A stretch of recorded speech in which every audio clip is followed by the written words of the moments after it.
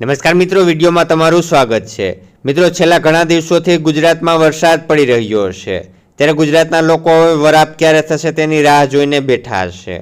લોકોને ખેતી કાર્ય કરવા છે, પરંતુ સતત વરસાદ પડવાને કારણે લોકો ખેતી કાર્ય કરી શકતા નથી। ત્યારે આજના વિડીયોમાં આપણે જાણીશું કે આવતા દિવસોમાં ક્યારે વરાપ જોવા મળશે। પહેલા તો મિત્રો આપણે એ સમજી લઈએ કે અત્યારે કઈ સિસ્ટમને કારણે ગુજરાતમાં વરસાદ પડી રહ્યો છે। તો મિત્રો, બંગાળની ખાડીમાં એક સિસ્ટમ બની હતી, તે અત્યારે મધ્યપ્રદેશ સુધી પહોંચી છે અને તેનો ટ્રપ અરબી સમુદ્ર સુધી પહોંચ્યો છે, જેને કારણે ગુજરાતના અલગ અલગ વિસ્તારોમાં ભારેથી અતિ ભારે વરસાદ જોવા મળી રહ્યો છે। અને આ સિસ્ટમની અસરથી હજી આવતી 10 તારીખ સુધી વરસાદ જોવા મળવાનો છે। એટલે મિત્રો, અમુક દિવસે હળવો મધ્યમ તો અમુક દિવસે ભારે, એમ 10 તારીખ સુધી ગુજરાતના અલગ અલગ વિસ્તારોમાં વરસાદ જોવા મળવાનો છે। ત્યારબાદ મિત્રો આગળ વાત કરવામાં આવે તો આવતી 6 તારીખે સૂર્યનારાયણનો પૂર્ણવસુ નક્ષત્રમાં પ્રવેશ થાય છે।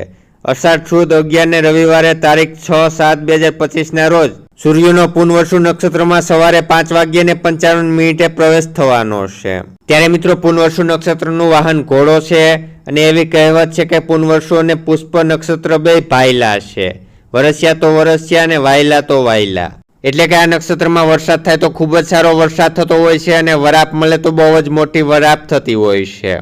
અને આ નક્ષત્ર 19/7/2025 સુધી રહેવાનું છે। ત્યારે મિત્રો, આ તો થઈ નક્ષત્રની વાત, પરંતુ ગુજરાતના ખેડૂતો વરાપની રાહ જોઈને બેઠા છે, પરંતુ ગુજરાતમાં વરાપ થાય તેવું આવતી 10 તારીખ સુધી જણાતું નથી। અને આવતી 10 તારીખ પછી કેટલા દિવસ વરાપ જોવા મળશે તેની માહિતી પણ અમે આગળના વિડીયોમાં આપીશું।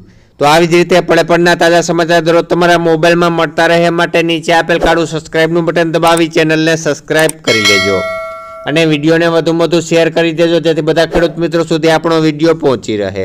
તો આ વિડીયોમાં આટલું જ, નવા વિડીયો સાથે ફરી મળીશું, ત્યાં સુધી અમને રજા આપશો। આભાર।